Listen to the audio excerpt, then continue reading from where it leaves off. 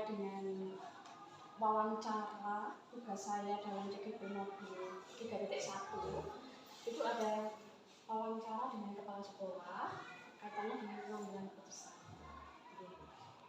Apa yang bisa saya bantu? Nanti saya di sini saya akan mewawancarai Bapak. Nanti Bapak menjawabnya dari atas apa pertanyaan dari saya. Sakit dimulai nih Bapak ya? Selama ini bagaimana Bapak dapat mengidentifikasi kasus-kasus yang merupakan dilema etika atau rujukan moral? Untuk dilema etika, sepengetahuan saya kan itu persoalan yang terkait dengan pengambilan keputusan yang hal itu dua keputusan, di mana keputusan yang pertama itu benar juga berlawanan dengan benar gitu. Yeah. Sementara untuk yang rujukan moral, sepengetahuan saya itu kan kaitannya dengan benar juga salah. Nah, untuk selama ini tentunya kami dalam mengambil keputusan juga melakukan identifikasi terlebih dahulu mana yang kategori persoalan-persoalan yang saya alami atau kami alami di sekolah itu terkait dengan persoalan dilema etika yang mana itu perlu diidentifikasi terlebih dahulu. Kemudian dari sisi yang rujukan moral juga kami perlu mengidentifikasi terlebih dahulu. Bagaimana bisa mungkin nanti keputusannya agar tidak salah dalam mengambil keputusan seperti itu. Oke, baik, terima kasih. Jadi intinya di sini antara dilema etika dengan rujukan moral diidentifikasi terlebih dahulu ya Bapak ya dalam melaksanakannya. Baik Pak, untuk selanjutnya selama ini bagaimana Bapak menjalankan pengambilan keputusan di sekolah Bapak, terutama untuk kasus-kasus di mana ada dua kepentingan yang sama-sama benar atau sama-sama mengandung nilai kebajikan. Ya, untuk yang dilema etika itu memang agak sulit ya, karena itu sama-sama benar, satu persoalan benar dan satu persoalan berikutnya itu benar. Itu memang perlu pemikiran atau langkah-langkah yang saya tempuh itu juga cukup mempertimbangkan hal-hal yang lebih jauh terlebih dahulu. Katakanlah misalnya di sini persoalan yang kaitannya dengan satu kondisi di mana Bapak Ibu guru di sekolah itu mengalami yang satu sisi harus berangkat awal. Sekarang ini kan ada yang namanya absensi dengan tipikor itu. Satu sisi mungkin ada yang rumahnya jauh kayak gitu ya. Satu hal yang tentunya kadang mengalami dilema itu ketika ada salah satu guru yang mungkin keluarganya sakit atau membutuhkan pertolongan yang cepat. Itu kan kita harus mengambil keputusan yang kira-kira mempertimbangkan hal yang katakanlah yang tidak merugikan semua pihak. Katakanlah misalnya kalau di sini yang kondisi rumahnya atau jarak rumahnya dekat, saya minta untuk kemudian bisa ke sekolah dulu katanya, ke sekolah dulu untuk absen, kemudian setelah itu baru kemudian saya berikan izin untuk berobat keluarganya. Tapi untuk anggota sekolah atau guru yang rumahnya jauh tentunya berbeda kebijakan yang saya terapkan.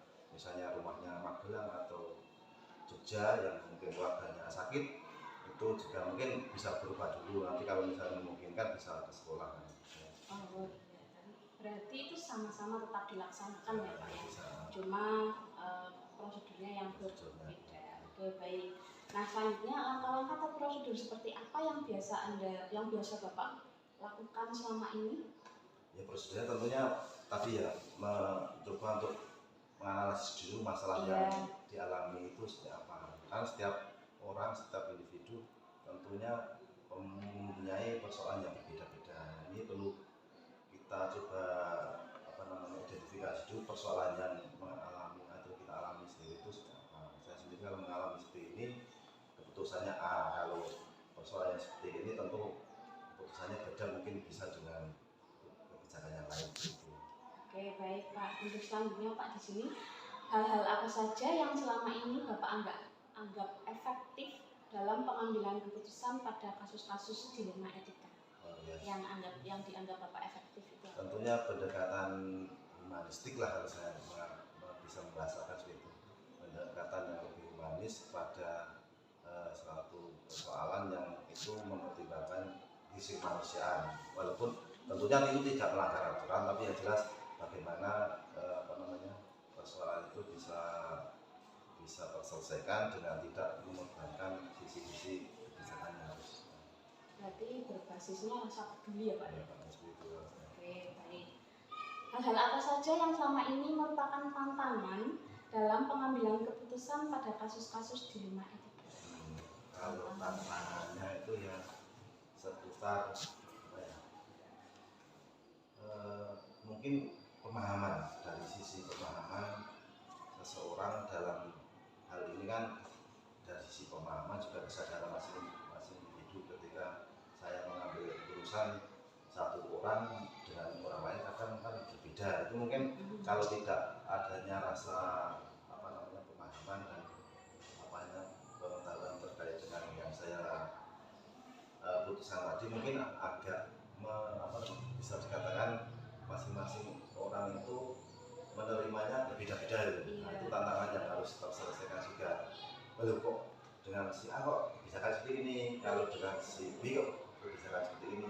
Nah, ini kan perlu kesadaran individu juga kaitannya dengan itu. Nah, ini perlu saya sampaikan, perlu paling tidak penjelasan ke teman-teman kalau kaitannya dengan ya, berarti penganggapannya merasa tidak adil gitu ya. Nah, itu mungkin bisa jadi. Padahal adil itu tidak harus sama ya Pak ya, perlakuannya. Oke, baik. Apakah Bapak memiliki sebuah tata kala atau jadwal tertentu dalam sebuah penyelesaian kasus dilema etika? Apakah Bapak langsung menyelesaikan di tempat atau memiliki sebuah jadwal untuk menyelesaikannya? Bentuk atau prosedur seperti apa yang Bapak jalankan?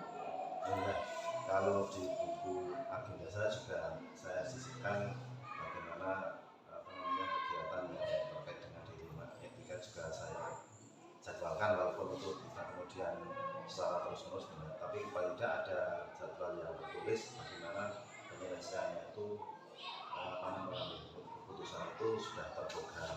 Tapi juga kalau dibutuhkan keputusan-keputusan itu yang butuh keputusannya spontan juga saya kira kadang tidak terjadwal juga, tapi yang jelas seperti itu kadang perlu diambil juga langkah-langkah yang perlu diambil, dan sisi prosedur juga kita tulis, kita jadwalkan.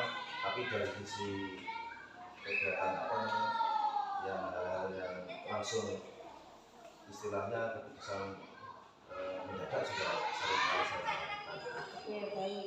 Adakah seseorang atau faktor-faktor apa yang selama ini mempermudahkan atau membantu Bapak dalam pengambilan keputusan dalam kasus-kasus dilema etika? Oh ya, yang jelas di sini di SD Pati Saron itu kondusif, jadi relatif kondusif.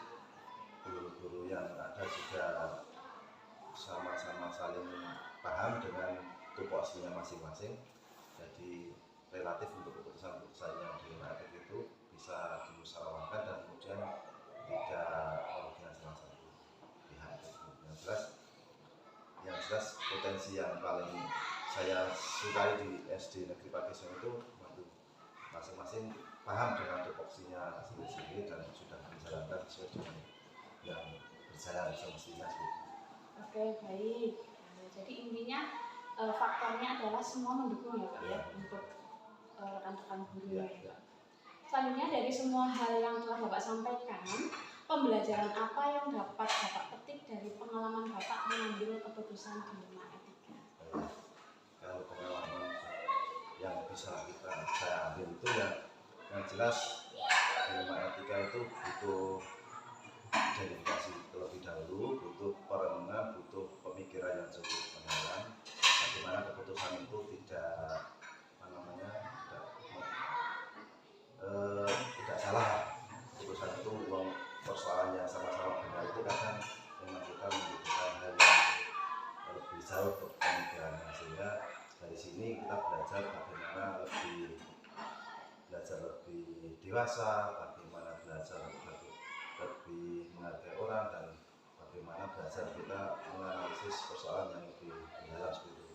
Oke, baik. Terima kasih sekali. Tadi Bapak pengalaman Bapak yang seperti adalah dalam pengambilan keputusan dilema etika agar tepat ya pengambilan keputusannya ya, tepat sekali karena memang sama-sama keadaan yang benar, maka kita harus mengambil keputusan yang tepat sekali ya, tepat sekali.